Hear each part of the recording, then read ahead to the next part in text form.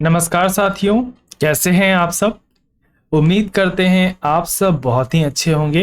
तो मेरा नाम है हर्ष कुमार और स्वागत करता हूं आपके अपनी YouTube चैनल मेंस बाबा के ऊपर में।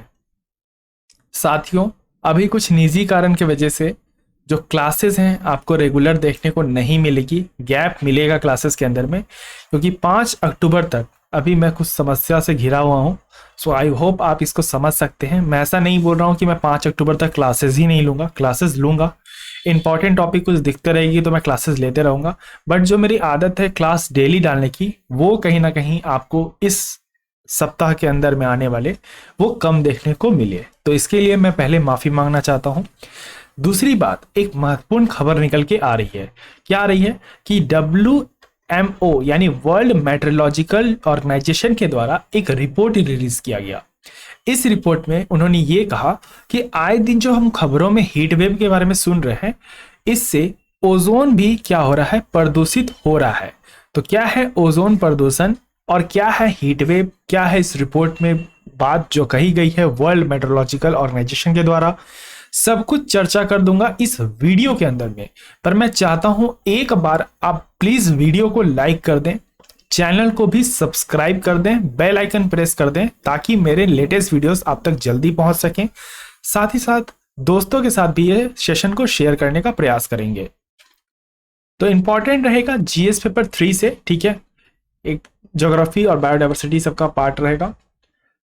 इसमें क्या कहा गया कि WMO यानी वर्ल्ड मेट्रोलॉजिकल ऑर्गेनाइजेशन के द्वारा एक रिपोर्ट रिलीज किया गया, जिसमें उन्होंने कहा कि लगातार जो क्लाइमेट में हम लोग बदलाव देख रहे हैं, इससे हीट वेव जनरेट हो रहा है और ये heat wave wild fire risk को बढ़ा रहा है। यानी जंगलों में जो आप सुनते हैं आए दिन आग लग जाती है, ज्यादातर ये सब प्रॉब्लम ऑस्ट्रेलिया के अंदर में देखने को हम लोग को मिलता है, लेकिन यूएस और अन्य देश में भी अब ये समस्याएं देखने को मिल रही हैं, जहां जंगल में एक्सट्रीम हीट के कारण अपने आप आग लग गई। इस पर कंसर्न जताते हुए WMO के द्वारा वार्निंग भी जारी किया गया है। तो क्या होता है हीट वेव, आइए डिफाइन करते हैं।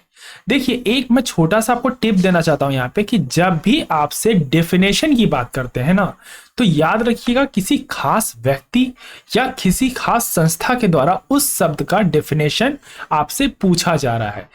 यानी अगर कभी भी आपसे पूछा जाए हीट वेव क्या होता है, इस तरह के क्वेश्चंस डायरेक्ट जनरली नहीं आते हैं, लेकिन फिर भी अगर आप डेफिनेशन लिखते हो हीट वेव का, तो याद रखिएगा जब भी हम डेफिनेशन की बात करते हैं तो फेमस व्यक्ति या किसी फेमस संस्था के द्वारा अगर शब्द को डिफाइन किया गया है तो उनकी ही डिफिनेशन को कोट करेंगे।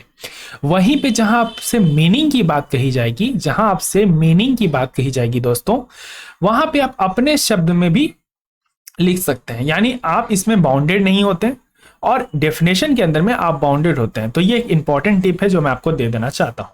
तो हीट वेव जो शब्द है वो वर्ल्ड मेट्रोलॉजिकल ऑर्गेनाइजेशन कैसे डिफाइन कर रहा है, ये कह रहा है कि किसी भी स्थान पर, कोई भी स्थान का एक जो एवरेज टेम्परेचर होता है ना, ठीक है, जैसे मान लेते हैं कि आप कहीं किसी इलाके में रहते हैं, वहां का एवरेज टेम्परेचर 30 डिग्री सेल्सियस से लेकर 35 डिग्री सेल्सियस तक है, ठीक है। ये इसका एवरेज टेम्परेचर है गर्मी के मौसम में। तो मैक्सिमम टेम्परेचर कितना है डेली का, 35, ओके।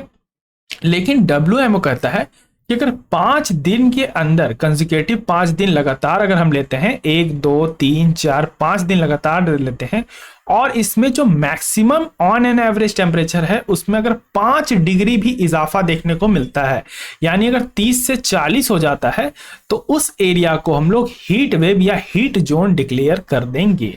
ये कहा गया है किसके द्वारा, वर्ल्ड मेट्रोलॉजिकल ऑर्गेनाइजेशन के द्वारा, जिसके द्वारा ये रिपोर्ट निकाला गया है।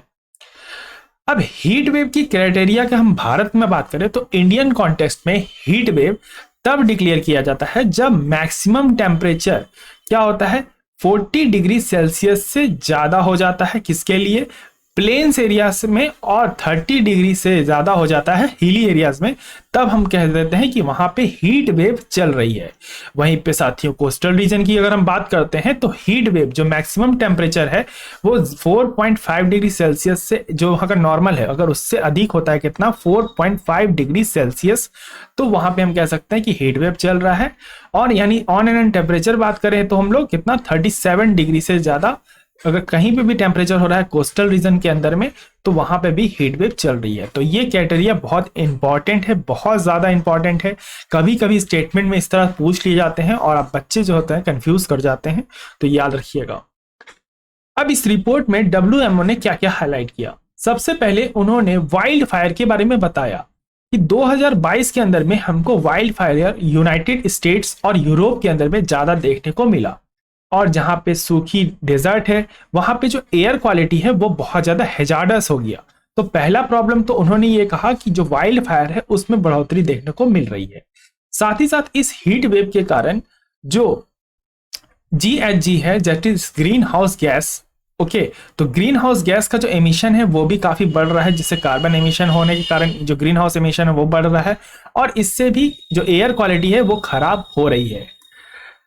डेजर्ट डस्ट सर्ज की बात करें हम लोग साथियों, तो मेडिटेरियन और यूरोप के अंदर में अगस्त 2020 के अंदर में एयर क्वालिटी की जो सिस्टम है वो बहुत खराब हुई और उससे इकोसिस्टम में भी प्रॉब्लम आया।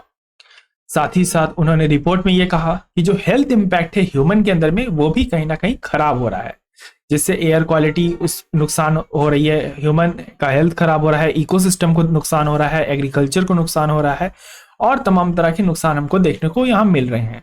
लेकिन इस साल क्या हो रहा है ना कि एग्रीकल्चर में साथियों ज्यादा नुकसान हुआ है हीट वेव से, जिसको लेके मैंने एक सेशन भी लिया था, पर आपने अगर उसको नहीं देखा तो आप जाकर देख सकते हैं। दूसरी बात कि मेडिटेरियन हीट वेव्स के अंदर में भी प्रॉब्लम आ रही है। क्या हो रहा है, जो नॉर्मल तापमान है उससे अधिक अगर एवरेज टेम्परेचर क्या हो रहा है पास कर जा रहा है, तो जो मैराइन इकोसिस्टम है या वहाँ के हैबिटेट्स हैं जो पानी के अंदर में निवास करते हैं, उनके लाइफ के अंदर में भी हमको साथियों यहाँ पे प्रॉब्लम देखने को मिल रहा है। तो ये कुछ प्रॉब्लम्स है जो WMO के द्वारा हाईलाइट किए गए हैं। ओके, सो अगर हम बात करें हीट रिलेटेड इलनेस की, हीट वेव चलता है, तो एक्सट्रीम हीट वेव के कारण आपको क्या क्या हो सकता है। आपको हीट स्ट्रोक्स लग सकते हैं, आपको लू लग सकती है साथियों, और तमाम तरह के प्रॉब्लम हो सकते हैं। जैसे अगर एयर क्वालिटी खराब हुआ तो आपके रिस्पिरेटरी सिस्टम के अंदर में प्रॉब्लम आ सकता है। जो वर्कर काम कर रहे हैं ना बाहर में, यानी जो वर्कर बिल्डिंग पे काम कर रहे हैं, जो आपको वेंडर्स हैं, ठेले वाले हैं, जो भी धूप में निकल के काम कर रहे हैं पूरे दिन, उनकी जानें जा सकती हैं इस हीट वेव के कारण। तो UNEP के द्वारा कहा गया कि 75% जो पर्सन इंडिया में रहता है वर्क फोर्स, वो भैया एक रिस्क के अंदर में काम कर रहा है, किसके अंदर में, हीट वेव्स के अंदर में। इससे क्रॉपिंग को नुकसान हो सकता है, जैसा कि अभी हम लोगों ने रिसेंटली देखा, लाइफ स्टॉक्स को नुकसान हो रहा है, जो पशु निवास कर रहे हैं, चाहे पशु हो गए, पक्षी हो गए, इनको भी इस हीट का सामना करना पड़ रहा है। अब ग्राउंड लेवल ओजोन की बात करते हैं, जिसके बारे में हम लोग ने चर्चा किया।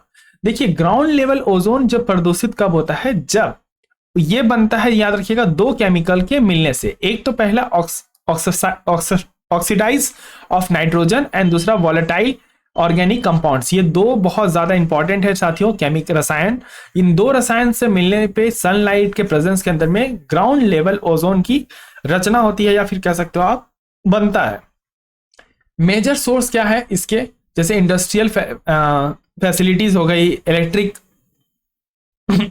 इलेक्ट्रिक यूटिलिटीज हो गई, उसके बाद मोटर व्हीकल हो गया, गैसोलीन वेपर्स हो गए, केमिकल सॉल्वेंट्स हो गए, इन तमाम तरह के कारण से ऐसा हो सकता है।